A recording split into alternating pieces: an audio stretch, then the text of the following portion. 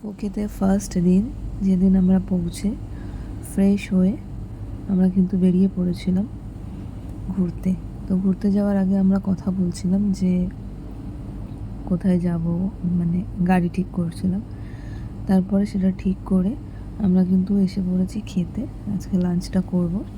এটা একটা সুন্দর ক্যাফে ছিল, তো সেখানে আমরা খাওয়া দাওয়া করলাম। খাওয়া দাওয়াতে আমরা খেয়েছিলাম সেদিনকে সাভারমা, বেশ ভালোই ছিল, বাজেটের মধ্যেই ছিল। তা আমরা চটপট হয়ে যাওয়ার কারণে এটাই খেলাম। খেয়ে দিয়ে কিন্তু আমরা বেরিয়ে পড়লাম।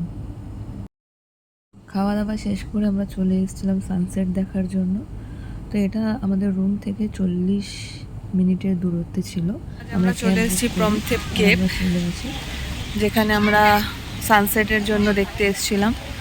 তো ওয়েদারটা একটু অন্যরকম থাকায় সানসেট খুব ভালো করে দেখা যায়নি, কিন্তু ওয়েদারটা খুবই ভালো,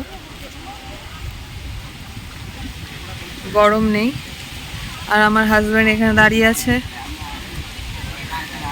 আমার ফটো তোলার জন্য। তো যাই হোক, তাই তোমাদের সঙ্গে শেয়ার করলাম। জায়গাটা খুবই সুন্দর। 1 ঘন্টা মতন লেগেছে আমাদের হোটেল থেকে এখানে আসতে। এই জায়গাটা এই স্পটে সবাই বসে ফটো তুলছে, প্রমথেপ কেপ। যাই হোক, তোমরা অনেকেই জানো, তো কারা কারা এখানে এসছো অবশ্যই জানিও। ওয়েদারটা খুব ভালো, অনেকটা বড় এরিয়া নিয়ে।